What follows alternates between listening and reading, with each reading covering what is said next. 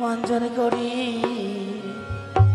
ওরে বঞ্জনে করি আমি বিশ্বহরি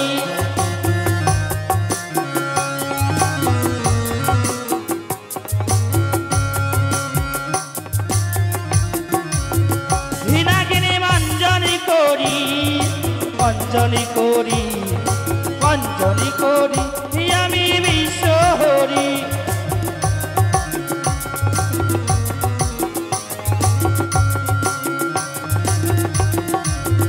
হরি পিতার হচ্ছে মহামন্ত্র লাগি জপি পারে লাগি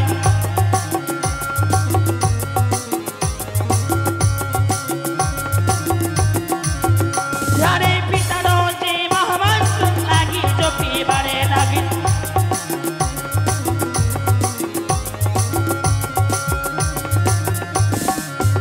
হরি চণ্ডী মাতারে মহামন্ত্র লাগি জপি পারে লাগি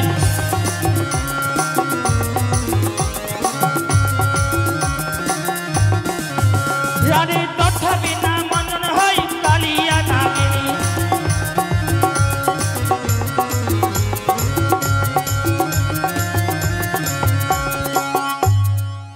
নাগিনী দেবী আমি তোরে কেন বঞ্চন করতে পারি না শতবার চেষ্টা করলে অঙ্গখানিকে বঞ্চন করতে পারবে না দেবী কিন্তু কেন যার অঙ্গ কৃষ্ণ নামে সিদ্ধ হয়েছে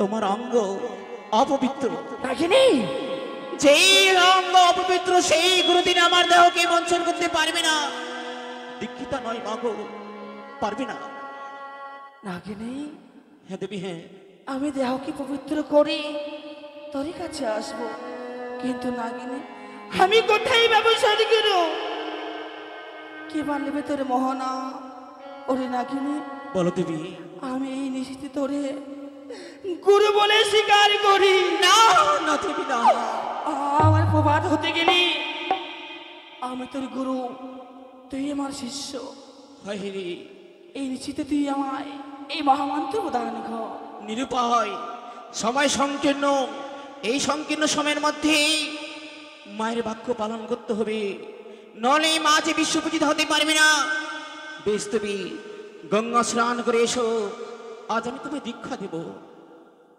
বেশ নাগিনী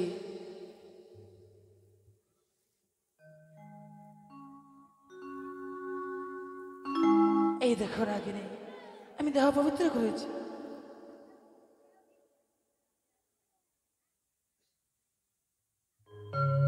বেশ এবার তোর মহামন্ত্র দিয়ে মন্ত্র বেশ এবার মঞ্চ কোনো সে আমার দেহখানিকে বেশ হরে কৃষ্ণ মন্ত্র দিয়া নাগিনী মঞ্চনতে করি নাগিনী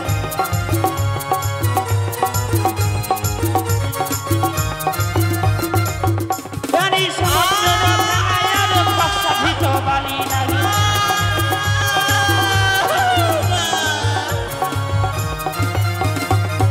হরে তাহারিয়া করি কালিয়া নাগি নাগি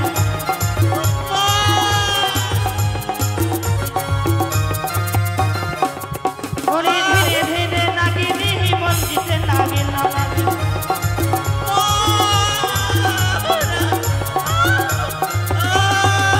হরে মাতা মাতা বলে কালি ডাকিতে নাগে নাগে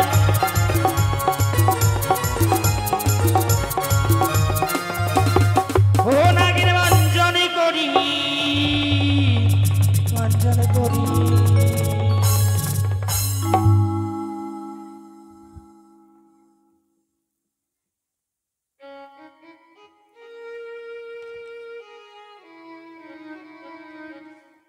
নাগিনী দেবী এবারে মৃত্তিকা ছেড়ে উঠে দাঁড়া শক্তি অঙ্গহীন আমি মৃত্যুকে ছেড়ে দাঁড়াতে পারছি না মাঘো বেশ আমি তোর অঙ্গে শক্তি প্রদান করলাম কি তুমি কি করলে দেবী আজ আমার এই দোকানিকে আমি যে ধুলোই মিশিয়ে গেছি মা চলো মা চলো হার বিলম্ব না করে ছুটে যাই ওই সাঁওতালি পর্বতে লক্ষিন্দরে দংশন করিতে বেশ এসো চলো দেবী নাগিনী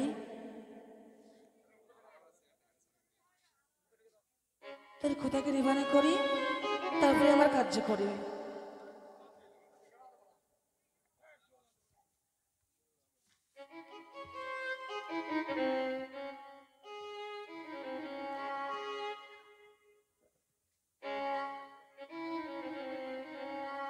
চলো দেবী। ওরে সিধু রথ সাজাই মন সাবা হলি হরি বল ভক্ত বিন্দু।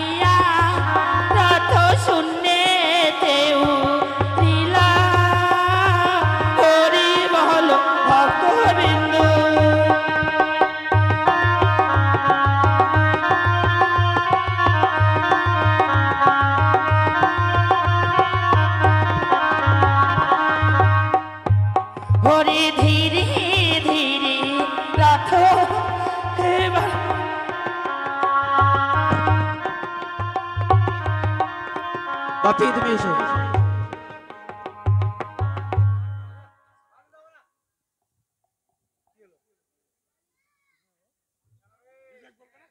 বিশ্বপূজিতা, আজ এই রাত্রের মধ্যে আমাকে দংশন করতে হবে।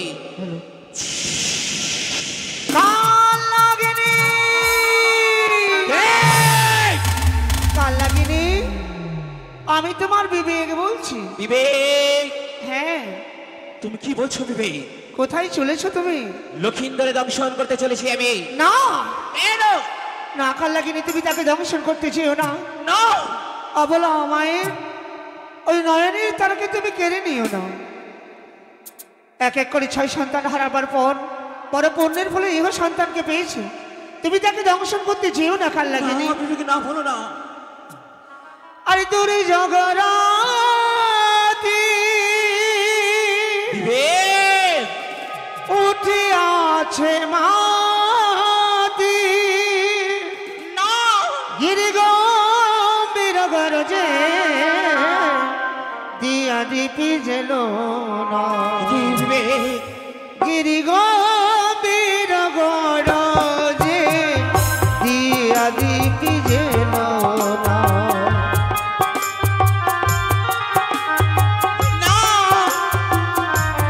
যেও না কাল লাগেনি, তুমি ফিরে এসো।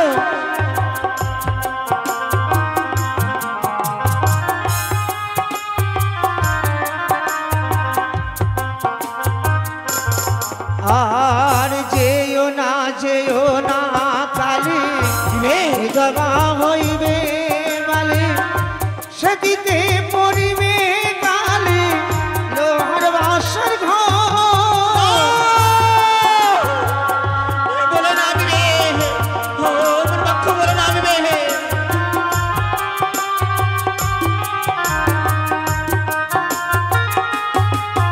আর যেও না কালি বিধবা হইবে বালি, সেটিতে পড়িবে কালি লোহ বাসর ঘর।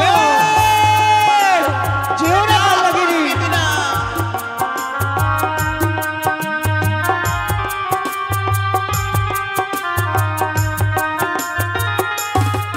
গিরি গম্ভীর গরজে দিয়া দীপি জেল না।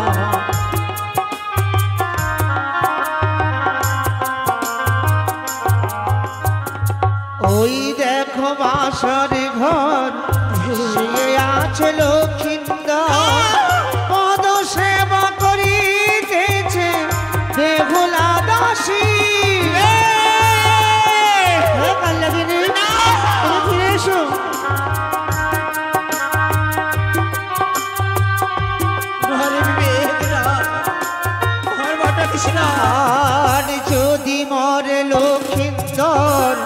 শূন্য হবে বাসর ঘর কাঁদবে রে চাঁদ সদাগর শোনে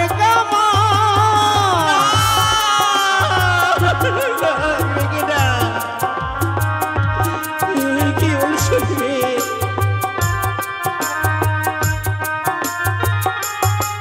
গিরি গম্ভীর গরজে দিয়া দিবি গেল না গম্ভীর গরজে দিয়া দিবি গেল বিবেক! এ কি বিবেক, তুমি আজ বারবার পিছন হইতে তুমি আমাকে কেন আজ ডাকছো? বাহ বিবেক, কেন গো দাঁড়িয়ে গেলেন সবাই? বসেন বসেন, কি হবে? তাই তো বিবেকে বারবার নিষেধ করে যেও না বাসর করে, তাই তো সে বিবেকের কথা আমি মানিনি। ছুটে এলাম সে বাসর করে। ওই তো ঈশান কোণে আছে সিন্দুরের রেখা, সেই সিন্দুরের রেখাকে নিঃশ্বাস চটে আমি উপড়ে ফেলি। না! কি সতীকন্যা বেহুলা স্বামীর পদ সেবা করে কি করে প্রবেশ করবো হবা আসর করে? মা, ওগো দেবী, নাগিনী, আমি নিরুপায় মা। কি হয়েছে বাসর ঘরে? সতীকন্যা বেহুলা স্বামীর পদ সেবা করে আমি কি করে প্রবেশ করবো হবা আসর করে? ও, কিছুক্ষণ অপেক্ষা কর বেহুলা। আর কতক্ষণ স্বামী চরণ সেবা করবে, কতক্ষণ স্বামীকে ধরে রাখবে? কোথায় রয়েছে কাল নিদ্রা, কোথায় রয়েছে তুমি? অতসীর গিয়ে লাগ তুই বেহুলা নয়ন, যাহ নিদ্রা, যাহ তুমি। না,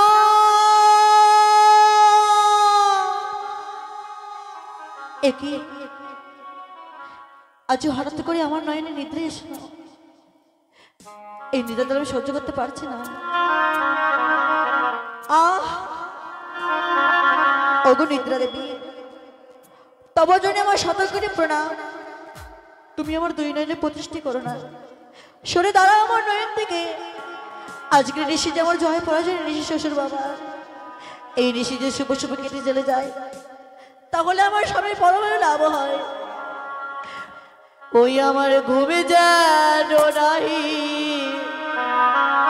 আসে গো, আমার ঘুমে যেন নাহি আসে।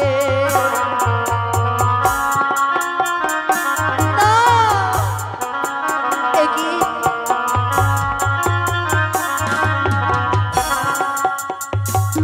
আরে শ্বশুর বাবা বলেছিল,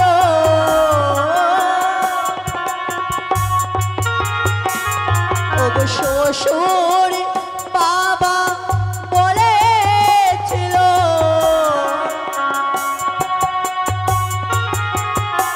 আজ নিশি জাগবে বাসরে আমার ঘুমে যেন নাই আসে।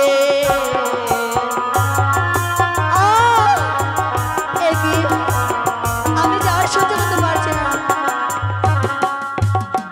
আরে শাশুড়ি মা বলেছিল,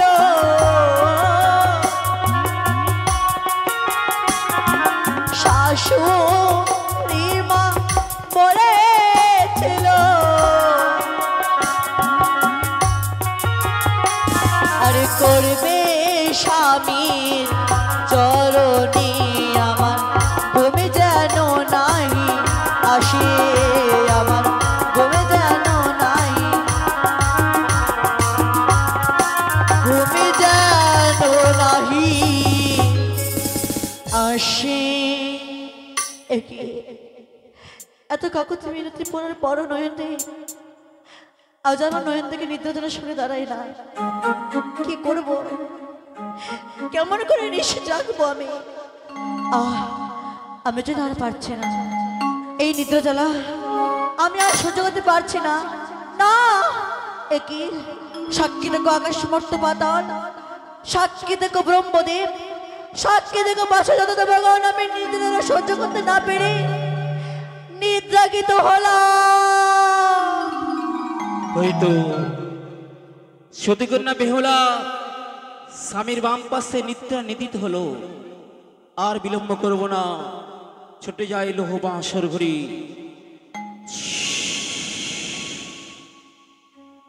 কি বাসর ঘরে প্রবেশ করলাম, শূন্য পালঙ্ক।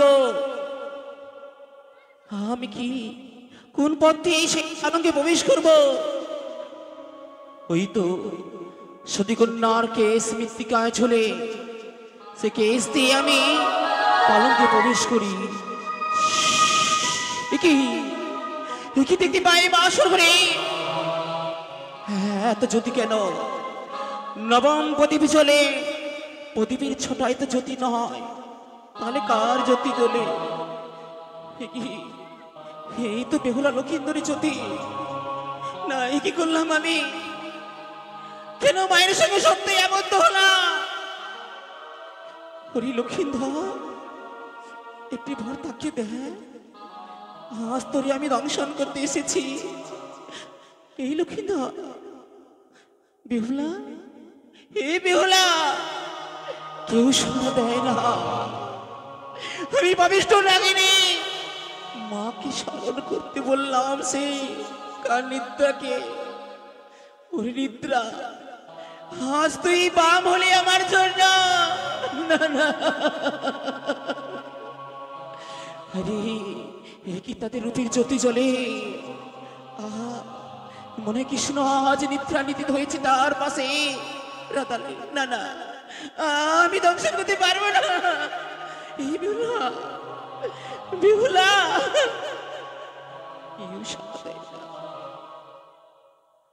ওই আমি কেন বাহা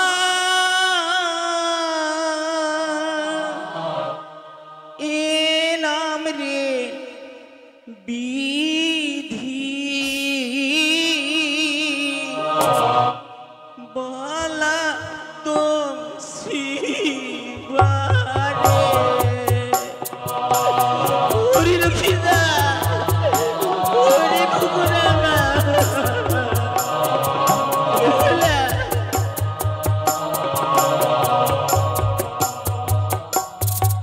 আরে হায় রে নি ধারণ বিধি, এ ছিল লহলাটে আমি।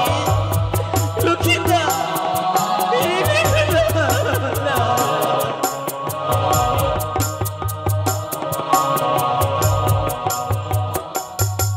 আরে কেন মায়া ছিলাম আমি বলা দম শিবারে।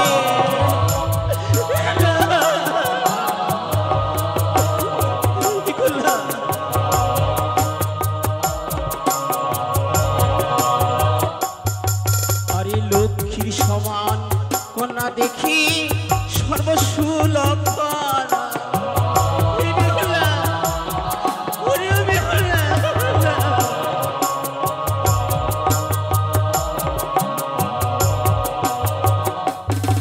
আরে কেমনে দম শিবই আমি তারও প্রাণ প্রতিরে।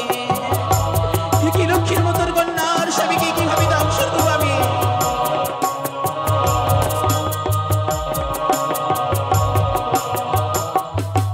আরে স্বামীর বাম পাশে সতী করে শয়ন। লক্ষ্মীদা, আরে লক্ষ্মীদা,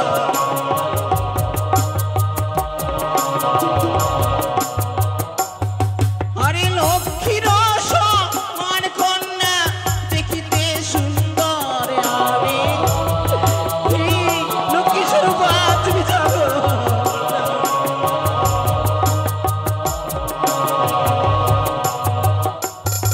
আরে কৃষ্ণের মতন তার অঙ্গের রূপ আমি।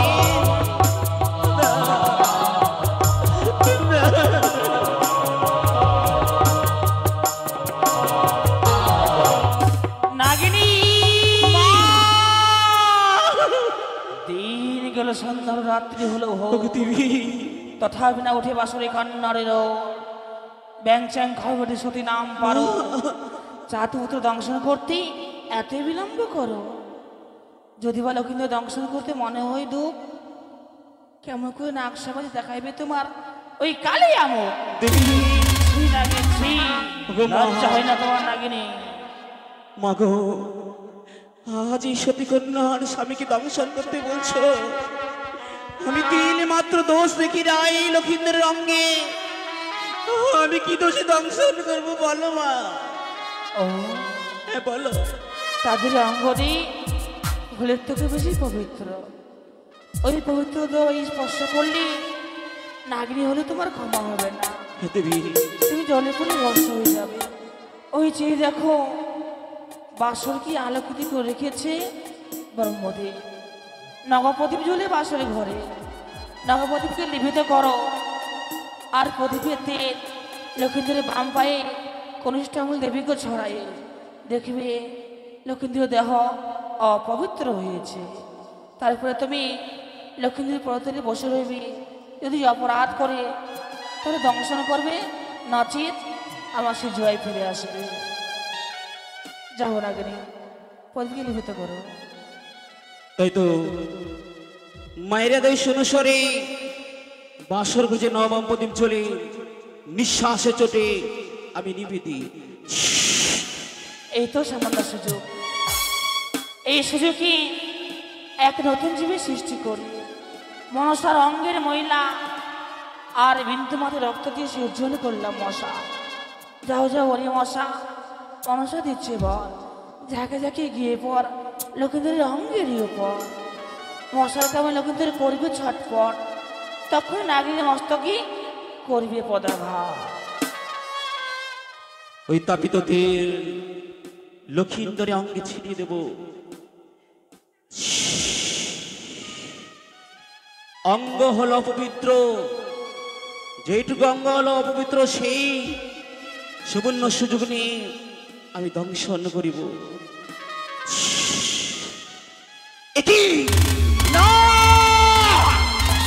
লক্ষিন্দর আজ বিনা অপরাধে আমার মস্তকে করলে পদাঘাত বেশ আমি সন্তান বলে তোমাকে ছেড়ে ক্ষমা করে দিলাম যদি আর বার তুমি আমার মস্তকে করো পদাঘাত আমি তোমায় ছেড়ে ক্ষমা করবো না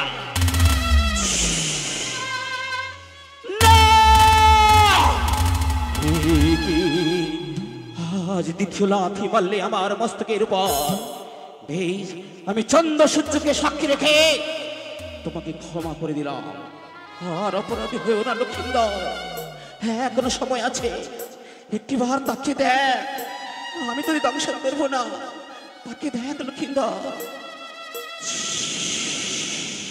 না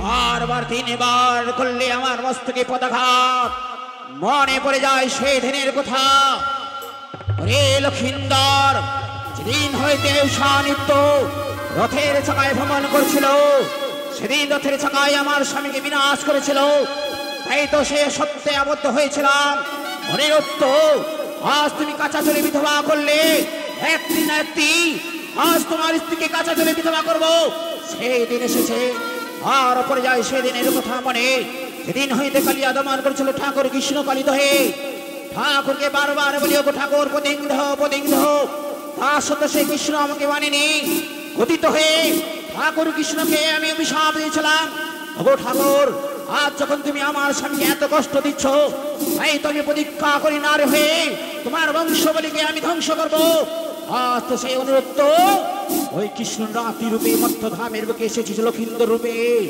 সেই প্রতিজ্ঞা আজ আমার ভঙ্গ হবে অভিশাপ্ত খণ্ডন হবে তাই তো তৃতীয় লাথি যখন মারলে এবার সাক্ষী রাখে বর্মা বিষ্ণু মহেশ্বর সাক্ষী রাখি সপ্ত পাতাল সপ্ত ঋষি সাক্ষী রাখে সপ্তকে কালাকাল এবার আমি তোমাকে দংশন করিলাম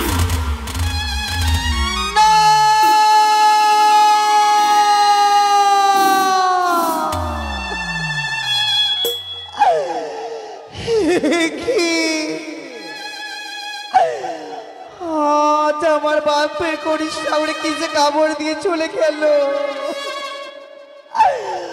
আজ আমার আঙুল খেড়ে চলে যা কি আজ আমায় কিসে কামড় দিয়েছে তাহলে কি আমায় সত্যি সত্যি সর্পে ধ্বংস করেছে?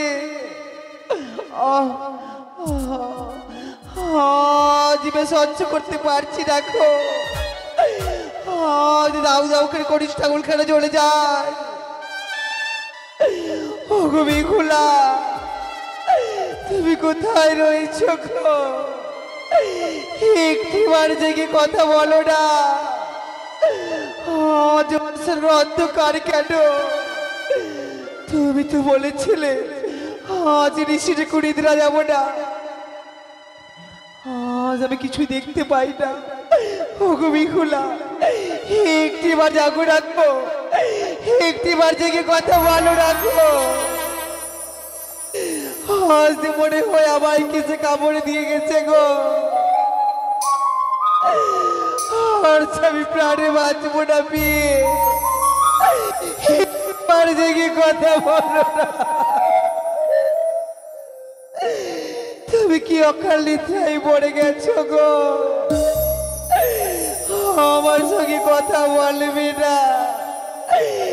একটিবার পাতি জ্বালাও না পিয়ে। একটিবার থেকে কথা বলো না।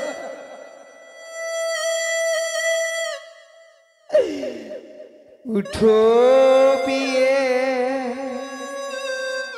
সায়ের দুলালি রে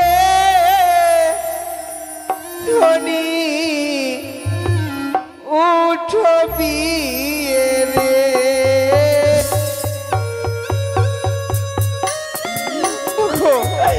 একটিবার থেকে কথা বলো রাখো। আরে উঠো পিয়ে সায়ের দুলালি রে ধনী, উঠো পিয়ে একটিবার দেখে কথা বলো না। আরে উঠো পিয়ে জ্বালাও বাতি,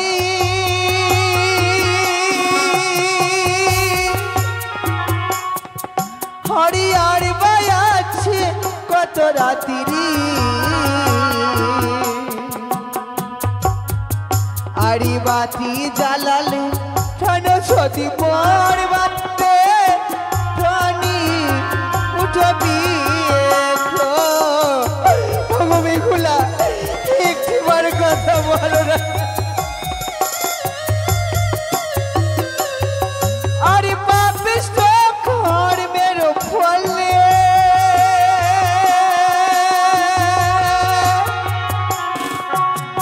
আমায় খেলো কালি নাগে।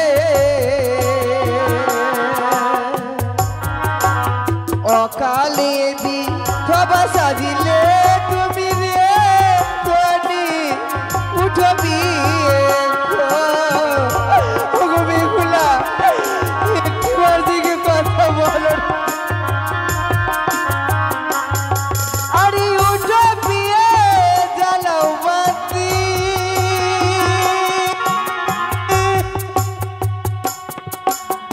হাকি বারো মার বাবা মা।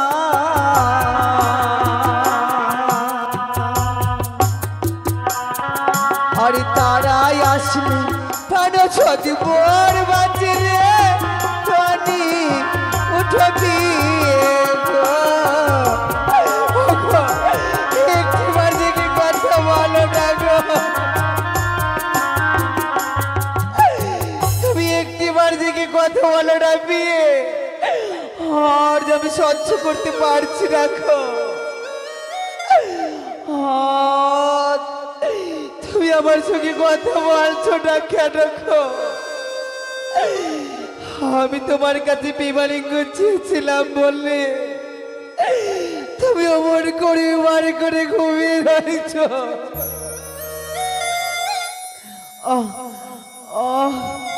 আর আমি সহ্য করতে পারছি না। আমি সহ্য করতে পারছি না। আরে জাগো জাগো প্রাণীর পিয়া, জেগে কথা বলো রে। আরে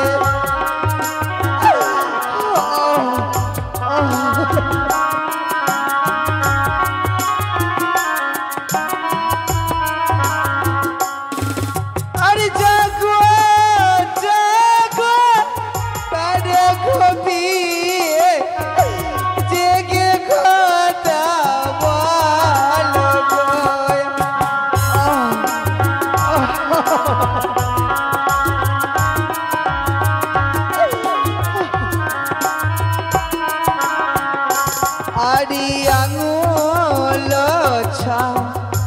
রিয়া বিষম ঘটু যাই চলি আগো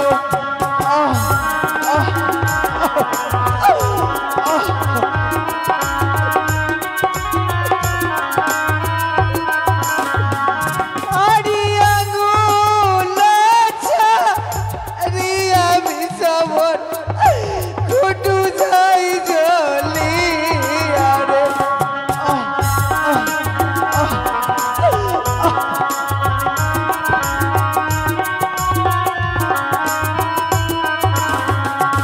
আরে ঘুটু বাছা রিয়া বিষবর খবর যাই জলি আরে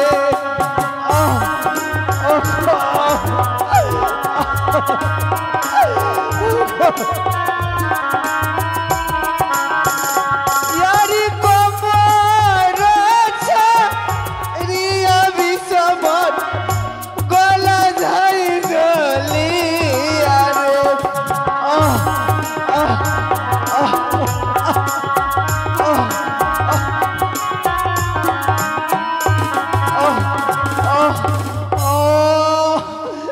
কি আমার যে বড় কষ্ট হয় গো আজ গলা কেটে শুকিয়ে যায় আর আমি প্রাণে বাঁচবো ডাকো সত্যি সত্যি আমি এই পৃথিবী ছেড়ে চলে যাবো ঘুমিগুলা এক গিলাস জল দাও ডাকো আজ তৃষ্ণায় গলা কেটে শুকিয়ে যায়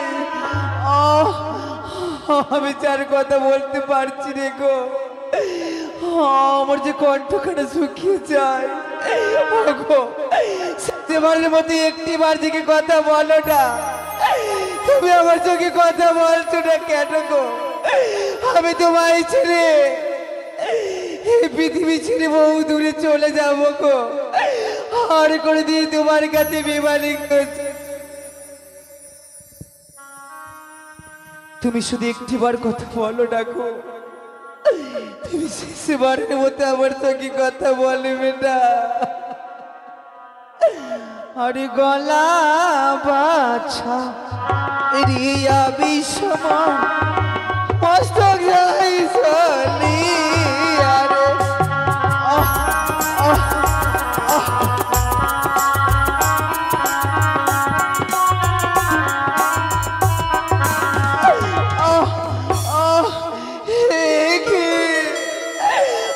চতুর্দিকে অন্ধকার হয়ে আসছে আজ আমি কিছু দেখতে পাই না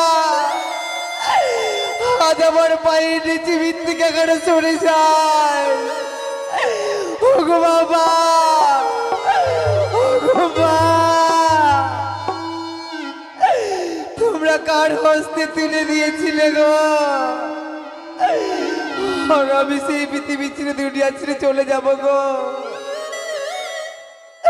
আরে কোথায় আছো পিতা মাতা এসে রক্ষা করো গো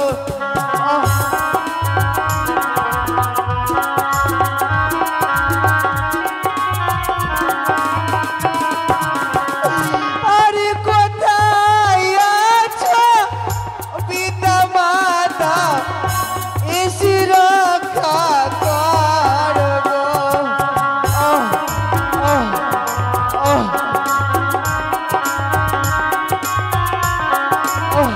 দেখি আর আমি তা দেখতে পাচ্ছি না বাবা মা ওগো চম্পকনগর বাসী চির বিদায় আমি তো মাঝে ছেড়ে চলে যাচ্ছি মা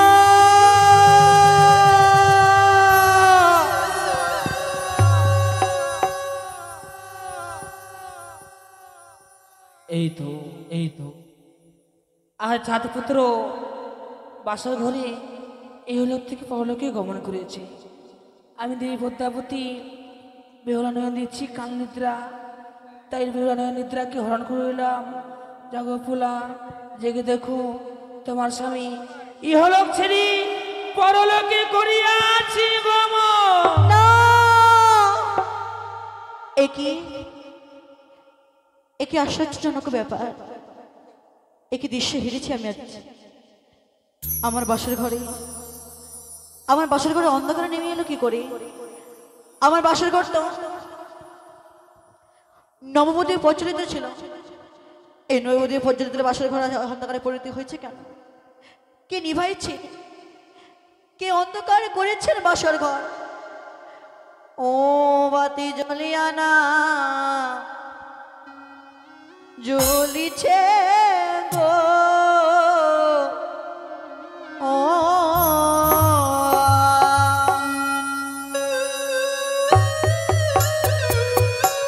কেন জ্বলে না আমার বাসর ঘরে বাতি?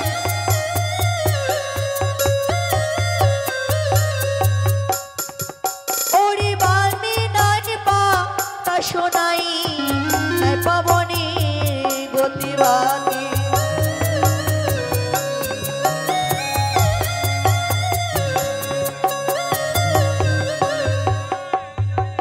ওরে কে বাহ দিয়া নিল মানিক রতন বাতি।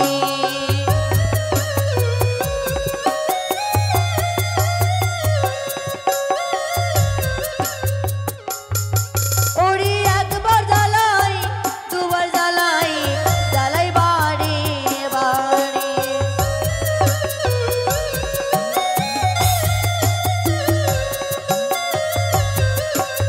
ওরে ঘিয়ে ভরা বাতি আমার জলে সারা রাতি বাতি।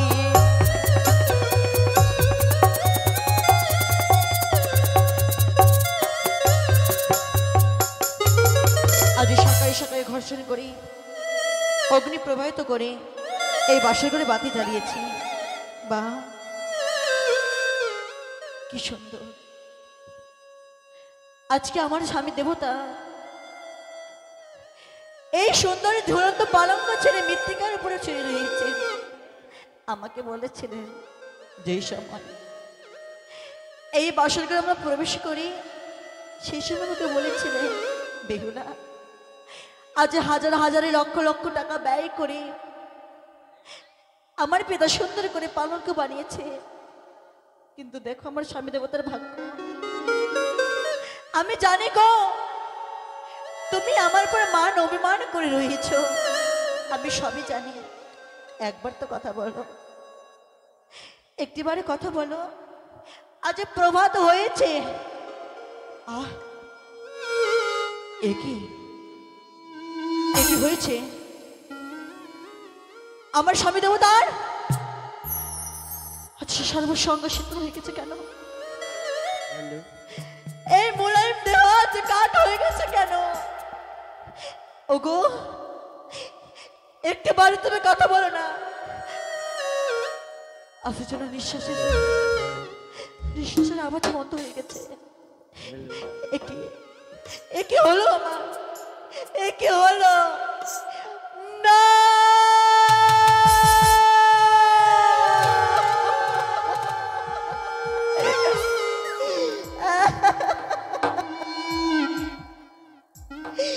হতে পারে না, একবারে তুমি থেকে কথা বলো না। জগন্নাথ, কত শত স্বপ্ন দেখেছিলে তুমি আমায়, যেতে পারো না, সেই সবই ভেঙে তুমি যেতে পারো না। একবারে জাগো না, জাগো। বলি সুন্দর চেহারা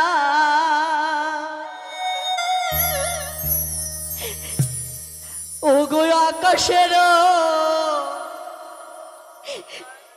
তারা গো,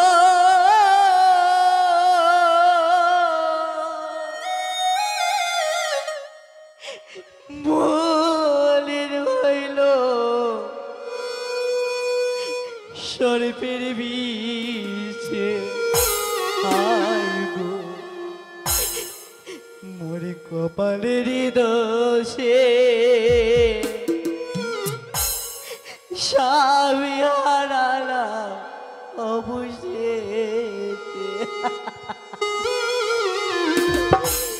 একবার কথা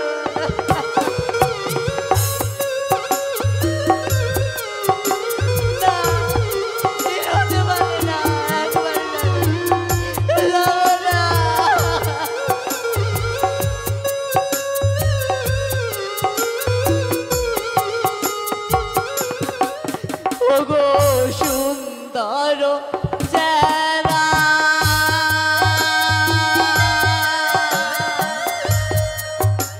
আর আকাশের তারা গো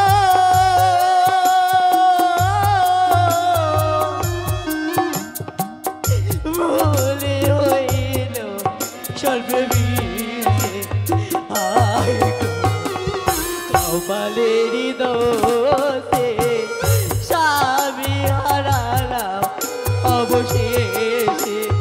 হায় গো কপালেরই দোষে স্বামী হারালাম অবশেষে। না!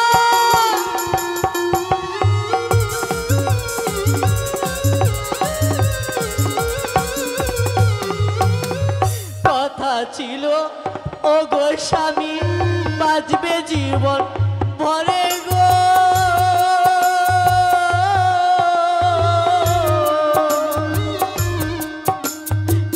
কেন দিলে আমার পাখি কপালেরই দোষে স্বামী হারালাম অবশেষে। হায় গো কপালেরই দোষে স্বামী হারালাম অবশেষে। একবার থেকে কথা বলো প্রভু।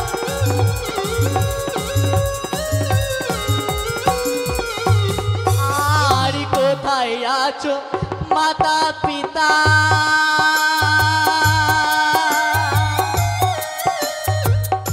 এসো না বা সরে গো,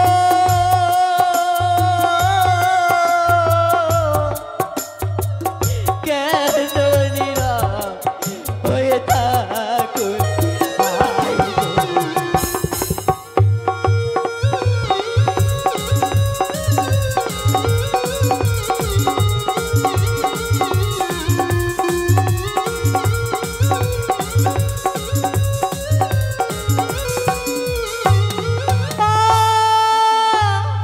আমার পিতা তোমরা হতে শিগগিরি করে। নিশি পোহাইতে প্রভাত হবে, তাই তো আমি আমার পুত্রবধূকে বলেছিলাম তোমরা চিন্তা করো না, নিশি প্রভাত হলে আমি তোমাদের বরণ করে নিজ গিরিয়ে নিয়ে আসবো। কিন্তু এ কি, যতই আমি বাসনের পাশে যাই আমার পুত্রবধূর করুণ কণ্ঠস্বর কেন কেন আমার কর্ণে ভেসে আসে।